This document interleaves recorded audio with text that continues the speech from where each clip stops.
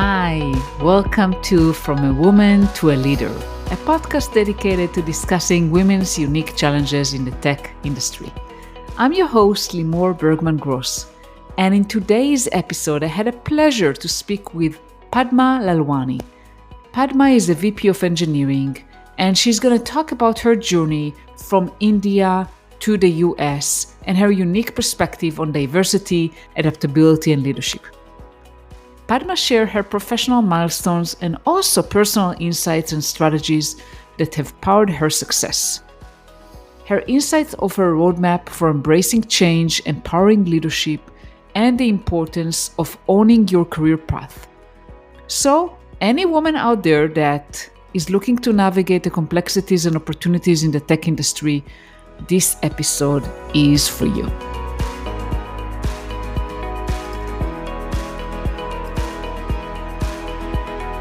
Hi, Padma. Welcome. Thank you so much for being here today.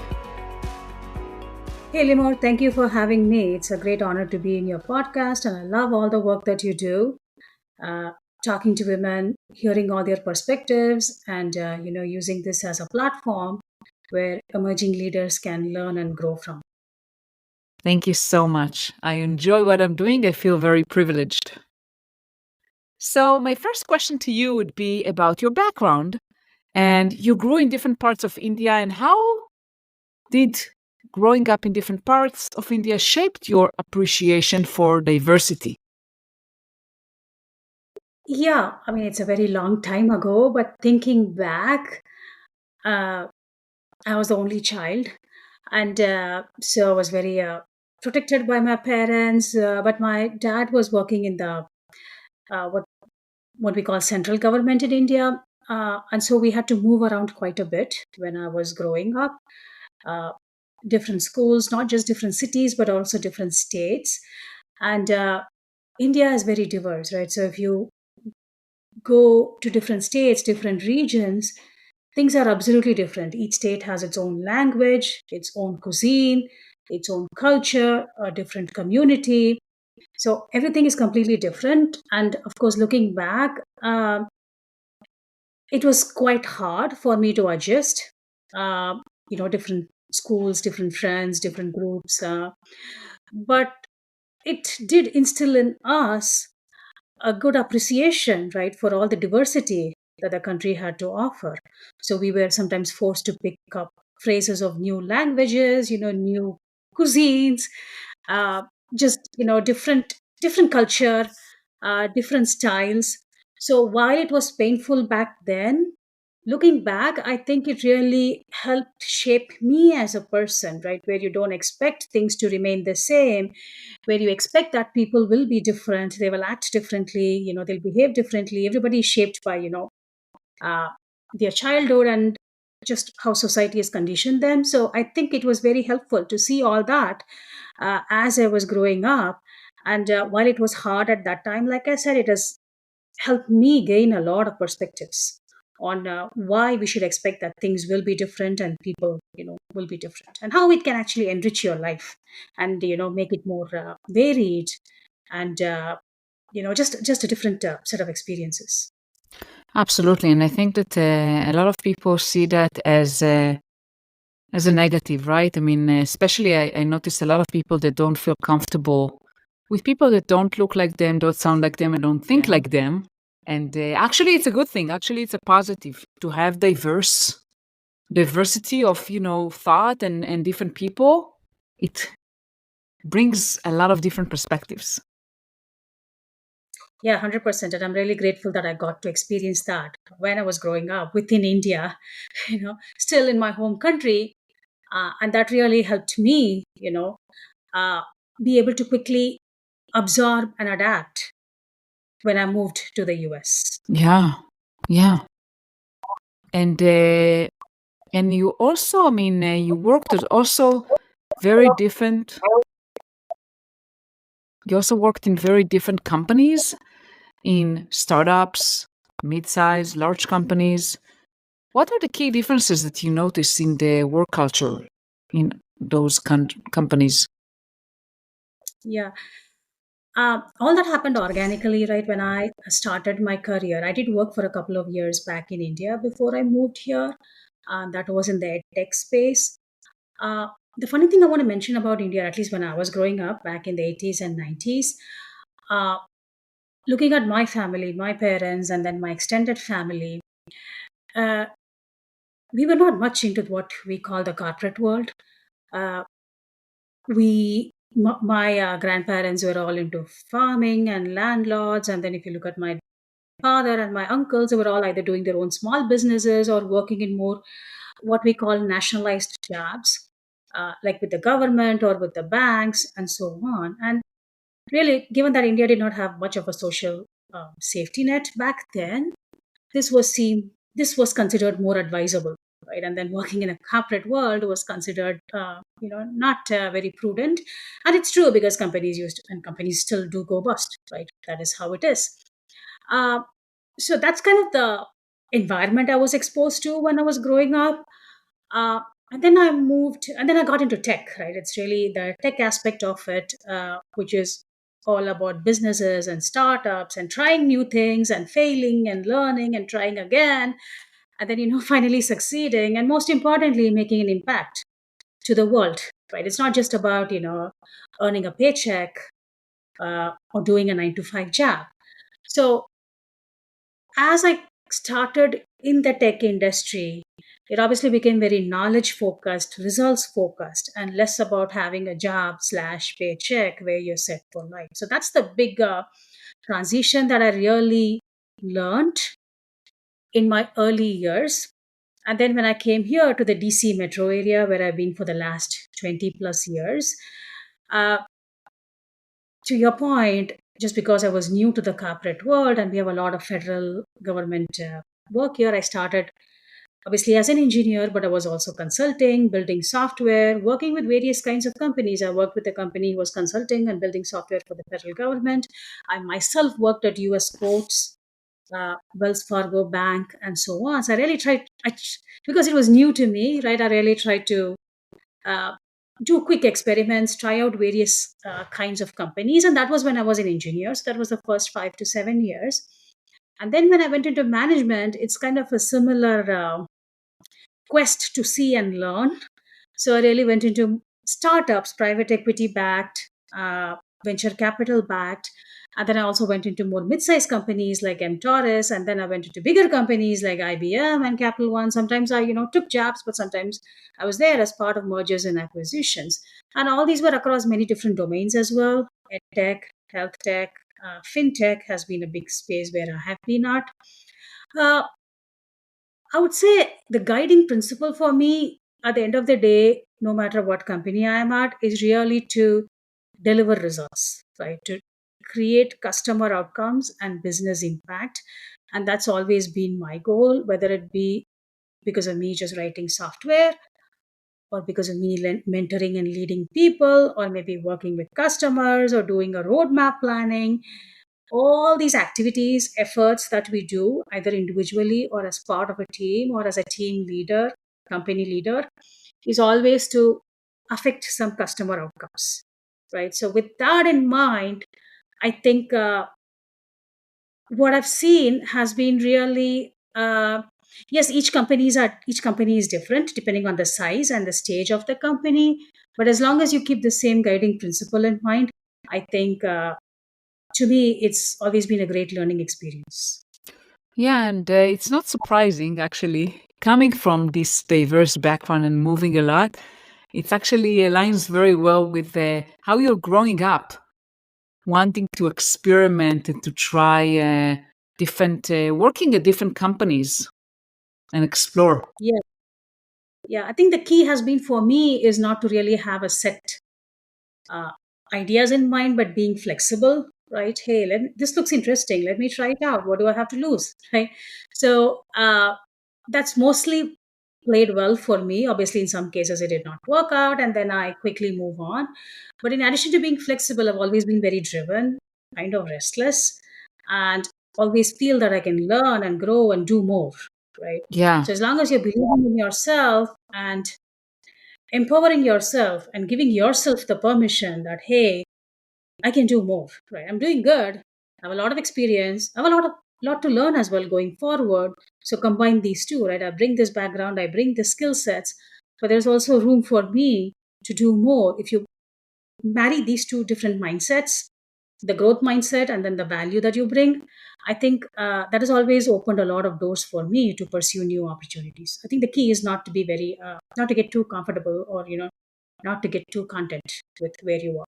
Absolutely. And you mentioned several key things that I wanted to emphasize. So you mentioned being flexible, like you're not stuck in your own thoughts or opinions. You're willing and open to explore. You always want to learn. And you come with an approach that is kind of open minded, growth mindset. You don't know everything. You always want to learn and grow. And that's kind of really the path for success. Do you have maybe an example or two to share with us? Like, how was that mindset, that growth mindset and flexibility and always willing to learn, how it helped you advance in your career? Yeah, 100%. So I'll give you two examples. So, like I said, the management path was not something I chose very deliberately. When I went into my career, I loved engineering, I loved technology. Uh, Once again, all very learning driven. And then again, seeing that my software is working, right? It's at the hands of customers and they're able to achieve something out of that automation that software is producing. So that was really the driver. And like I said, I was happily working as an engineer. And then when I went into an early stage startup called Rivermind back here in the DC area, I started as a lead engineer. But then what happened is had a group of interns, and those interns needed a lot of hand holding and helping and code reviews and sitting with them, explaining the requirements of what needs to be done, and then testing what they have produced, and then enabling the customers. We had Fortune 50 clients like Boeing and AT&T and Walmart and Capital One. So I used to sit side by side with product and the implementation team to really help the customers utilize some of the new features we had built. So instead of just being a developer, I found myself really handling the system end to end, right? The product, the service. I was a managed service company back then. So we used to load invoices for some of our bigger customers like Boeing and then audit the invoices, find cost savings, and actually pay the vendors. So that time I really found myself, because I was flexible, taking all these uh, jobs as they came, seeing where the need is and jumping in to fill a gap. I very quickly found myself, hey, I'm now a team lead, a manager, a director, right? And then my team, which was like 4 interns, has now become 25 people, and now we are expanding. We had people in Ukraine, we had people in India, um, and then we had a cohort here in the DC area. So, really being flexible and then really jumping in to do what is needed helps me in that instance.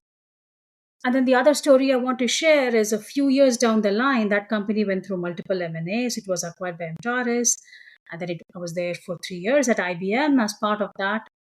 And in IBM, obviously, I got to explore and learn many different, leadership styles and how they work. Uh, and that continued. When I decided to leave that company or that track, uh, I was at a place called Tango where I had like 120 people, a really large organization. And I typically work in smaller uh, startups, even mid-size. My groups have always been like 50 to 100. That was really big, and I was running 4 different product lines, 100 million plus revenue. And I was like, okay, well, all this is great.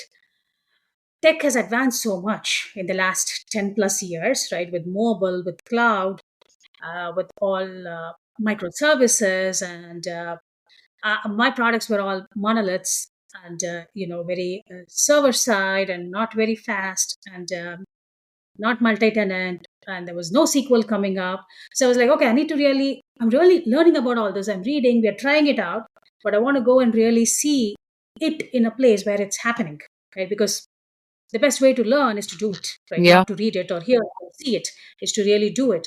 So then I realized, okay, hey, we have Capital One, and Capital One was uh, interesting because yes, they've had great success in banking and finance, but their founder CEO himself is trying to or has actually reinvented the company as fintech, right? As a tech first company, he talks about, hey, we need to build microservices, slay the monolith. We need to create a you build it, you own it culture, right? We don't need a separate IT team, a separate ops team, a separate DBA team, everything, the developers, a single team has to own everything. No fear releases. You need to have full automation so you can release confidently. So I was really amazed because I was like, okay, hey, here we are looking at a highly regulated bank and they're talking about all these tech principles. And not only are they talking, they're also they're putting a lot of money and they're investing in actually making all this happen. So I felt that okay, hey, that is a great place for me to be at and learn the modernization, not just in the technology space, but also the how we do it, the craft, the engineering space, and also this, you know, uh, seeps into people management as well, because how you run your technology, how you run your engineering is really how you look at your talent and how you enable them to learn and grow. So it seemed like a great place, and the risk that I took there was really going in as a senior manager. I'd been like a senior director, 100 plus people, 100 million for many years, and then I went as a senior manager, and then with 25 people. And it was still a very rewarding experience because yes, whatever I had seen and heard, I got to not only you know, be part of but also do it. And some of the times I was doing more hands-on. I moved a couple of their on-prem apps to the cloud. So I got into AWS. I got myself certified as well. So it was really a great enjoyable experience because at the end of the day I'm still an engineer, so really being close to the code, looking at it, doing some code reviews along with my team, and once again, seeing how the code is being really used within the company itself was really interesting. And that's where I also learned big data. I was part of the team that built their big data lake. So this was really more for cross team marketing. So the customers of card division, could be marketed by customers of their banking division. So they had different lines of business, and customers who consented to do affiliate marketing, this data lake was acting as a centralized repository from which they could, share customer information and market additional products and services. So no doubt we were making money for the company, but we were also, enriching customers' lives. And as part of that, I got to lead a great team and also pick up a lot of new skills. And since then, uh, I've done that over and over again in multiple companies. Right? I was part of a cybersecurity startup where I could use that big data skills. Then I was part of a GovTech startup where I could use the technology, engineering, and people skills. And then I was also part of a health tech startup where again I could do a lot of planning and team organization and very business focused again, right? Hey, how can we harness engineering to really affect customer outcomes and grow the business to the next stage of where they want to be?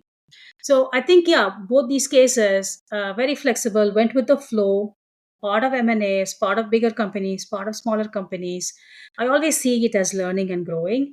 And not just for myself, like I said, I also see it as a learning and growing opportunities for my team. And what I always tell them and what I always tell myself is also that once you feel that you've stopped learning and growing, it's probably not a rewarding professional relationship anymore. So you really need to look for opportunities where, either the learning is driven by the culture of the organization or it is driven, by yourself. It doesn't matter where it comes from, right? Ultimately, you own your own career, but it has to be a very generative culture that fosters learning and growth. It's okay if you do mistakes as long as you're learning from the mistakes and doing better the next time. And ultimately it's the results that really prove the application of what you've learned. Yeah, and I hear a lot from you that you keep, you're not afraid of changes and all the time learn new skills, learn new things. And I really like your your story that you mentioned that you moved to, to kind of seems like taking a step back, like managing a smaller team, but actually you took a step forward. Maybe you manage a smaller team, but you gained a lot of experiences and you learn a lot of new things, mainly focused on technology, on like modern software development mechanisms and learning new things, which enabled you then to leap forward in other companies. 100%. Yes. I think I do want to add to that, companies are hierarchical organizations, right? And they are set up that way for a good reason, because you want order and predictability and results. Uh, and definitely career growth is uh, tied to, at least in management and leadership, it is tied to really, expanding your breadth and the scope of responsibilities that you have. And that has always been rewarding for me, to get more scope, more breadth, more responsibilities, and again, more results and more impact. But I think it's always good to do a gut check, to stop, pause, and think that, hey, what am I doing now? Right? Is it really, it's been rewarding, right? No doubt about it. Maybe for the last year, last 2 years, last 3 years. But is this something I really see myself doing, you know, going forward? And yes, maybe it is. For me, definitely it is. Engineering leadership is what I want to continue doing. Uh, but am I really equipped with all the skills that I need? Right? Because this tech landscape specifically is changing. And it's again changing for a good reason. uh, Stop and think if what you are doing is really what is aligned with where the industry is heading, right? Where the leadership, technology leadership, thought leadership, institutions are heading towards, and make sure that you are aligning yourself in that direction. So sometimes it's okay to take a pause, to take a break, to take roles that may not be perfectly in a upward direction in the career ladder, right? But it's very important that taking a step back, or taking, not even taking a step back, but taking a step sideways, will provide a lot of rewards and a lot of learning, and a very enriching experience as well.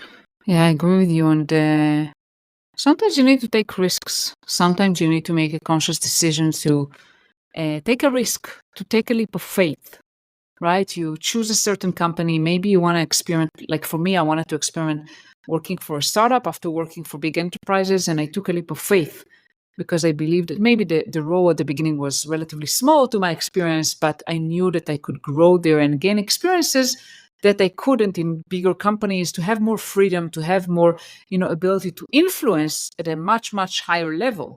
So sometimes you have to take the leap of faith. And sometimes it works and sometimes it doesn't. That's okay, as long as you keep on learning and enriching your experience and your knowledge. Yeah, 100%. Yeah. That's always been my guiding tenet. And like I said, it's not really a theory or a science. It's really going with your gut feeling and just being vigilant, right? Being vigilant on where the industry is heading and where your own career path is heading towards. Yeah. And let's talk a little bit about your leadership style. You manage engineering organizations for years. What's kind of top of mind for you? What is important for you when you lead engineering organizations? Yeah, that's an interesting question. And there's a lot of management and leadership theories floating around, a lot of leadership styles too. And I think that is very helpful framework. So, you have this authoritarian, authoritative, delegative, uh, laissez faire. So there are different leadership styles. And it's not just in the corporate world, right? It's across the spectrum. You have like political leadership and things like that. And what I really follow is something that again has evolved and manifested itself organically over the years. And it's interesting because when I think back, it's grounded on research. It's something that makes sense to me, but it's also something that works for me personally. So I really believe in what I call autonomy and accountability.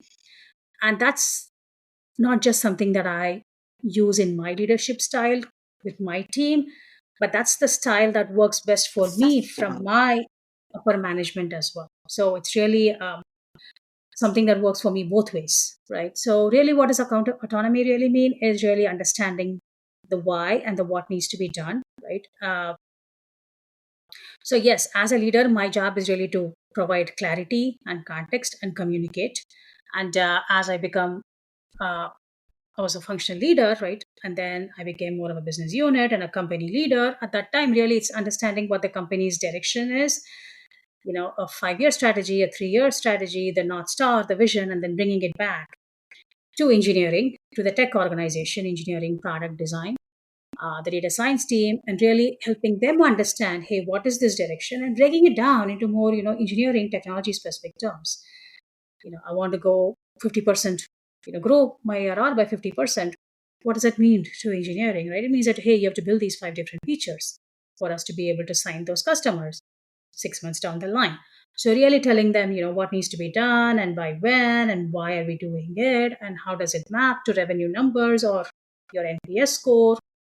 So really breaking it down, and then it also brings me clarity while I'm in the process of doing that.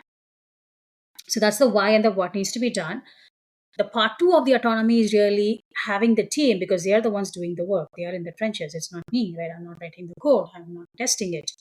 I'm really not deploying it. Although I'm really actively engaged in many of these activities, I'm not the first line of defense. So I really have the engineers, the teams themselves as a unit, right? With the team lead, the manager or director, and then the whole testers, the product, the design, all of them come together. It's one autonomous squad.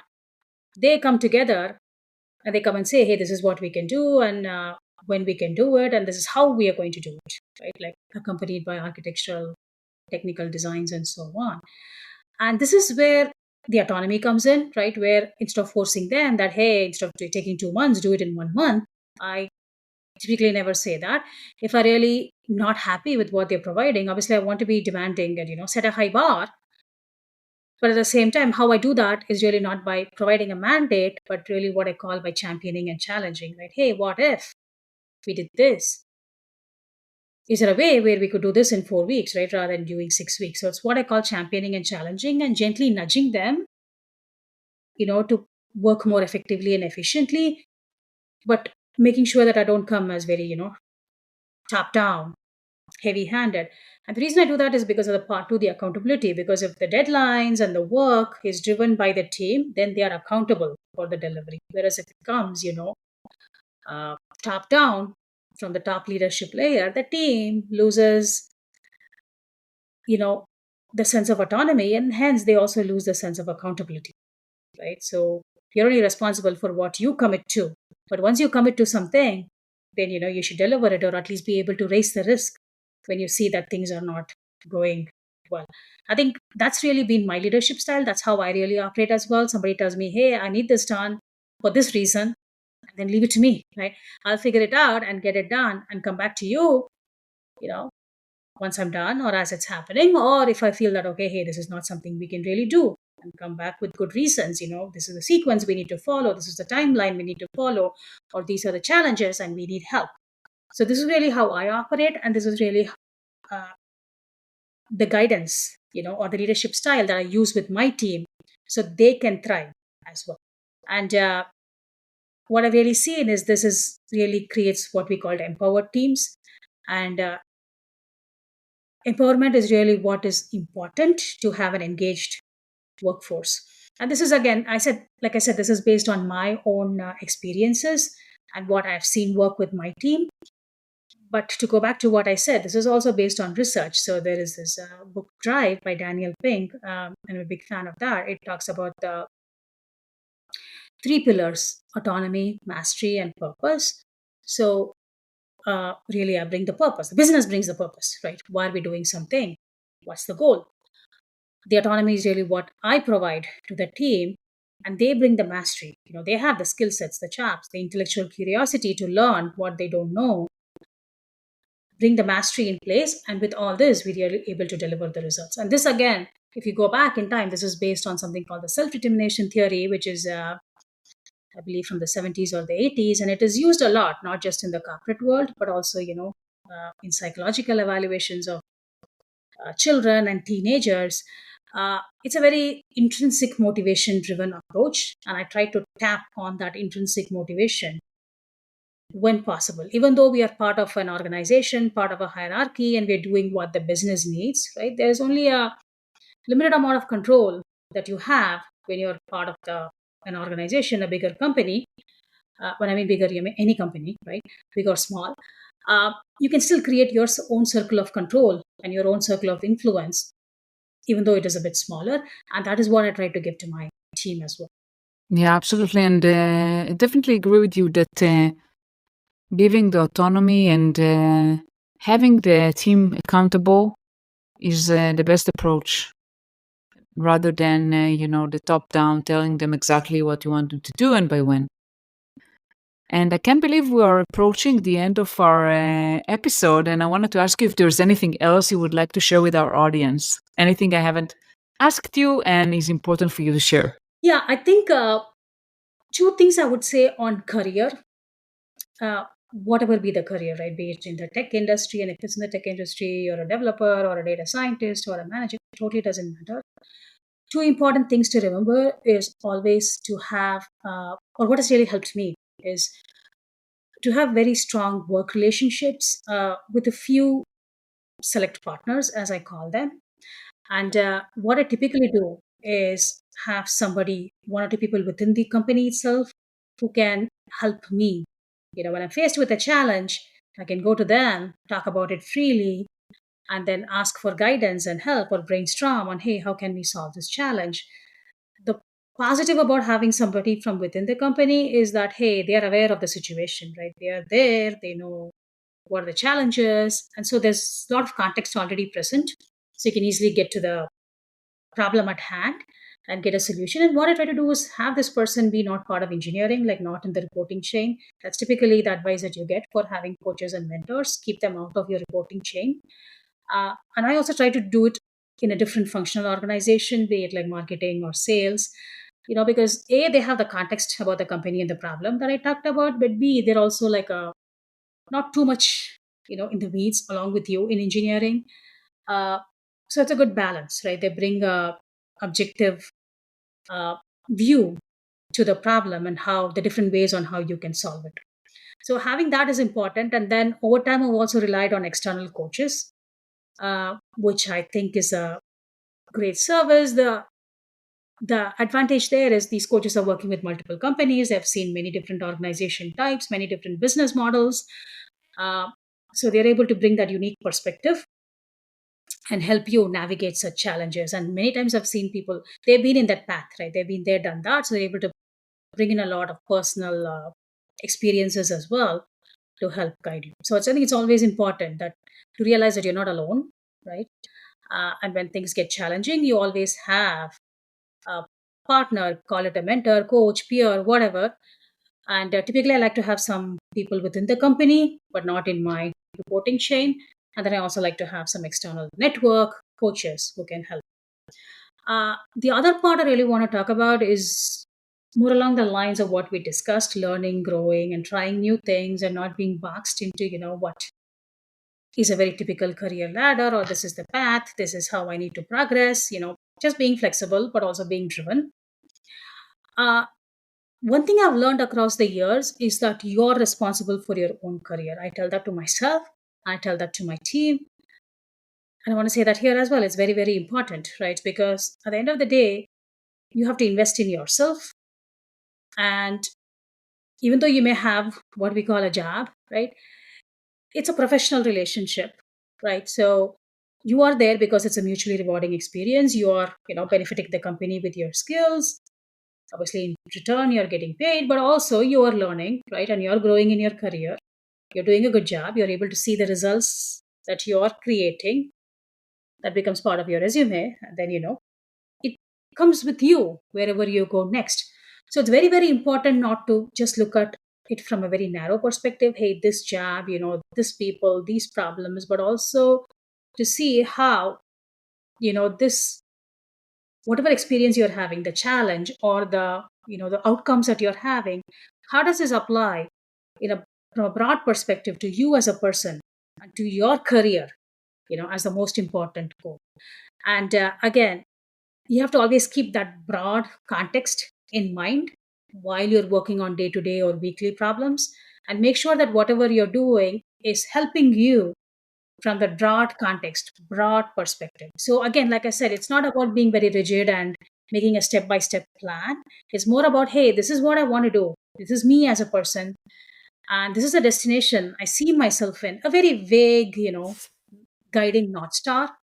But once you have that in mind, it's very important to make sure that where you are now is on the path towards that destination. Because if you see that it is not really leading you towards that destination, you want to quickly pivot and then try something else that will take you to that destination. Again, the paths can be different, right? But the starting point is where you are now, or where you are in your journey, and the destination is something you need to have clarity in mind. So for me, for example, what I love doing is really, like I said many times, customer outcomes, business impact. Those are things that motivate me. I like customers using the software that I'm part of building, and that really gives me a lot of joy. And then how do I affect that is really with organization scaling, people leadership. That's number one. Number two is the technology transformation that I do. So I bring in a lot of technical skills, architecture designs. And the third is really the engineering craft, right? How do I mature how the engineering organization works? So these three things are very important to me, uh, driven by that overarching goal of creating software with paying customers. The three, again, are people leadership, engineering excellence, and then technology transformation. So when I go look at a job, right, or when I look at my current job, it's very important to me that I'm able to a exercise my skills in these three spaces, and then also able to find opportunities where I can continue to grow these skill sets, because this is really what I am, and this is really what I like doing. So it's very important for people to understand what they want to do, what are the skill sets they want to acquire, what the skill sets that they want to continue, building upon and growing and perfecting over the years, and then look at the whole career as a map, right? A map, a journey, a destination, but have a good amount of clarity on what the destination needs to be. Wow, those are incredible tips. Thank you so much, Padma, for being here today. Really enjoyed our conversation. Thank you. All right. Thanks, Limor, for having me. It was great talking to you. Thank you so much for listening to another episode of From a Woman to a Leader. And what's going to be next? Next week. Next week, I'm speaking with Annika Gersbach. Annika is a senior software engineer, and she's also a woman of color. And she shares her personal experiences navigating the tech industry as a woman of color. She talks about challenging biases and microaggressions. She also talks about advocating for a more inclusive and equitable workplace. Her story is inspiring, but is also a powerful call to action for change.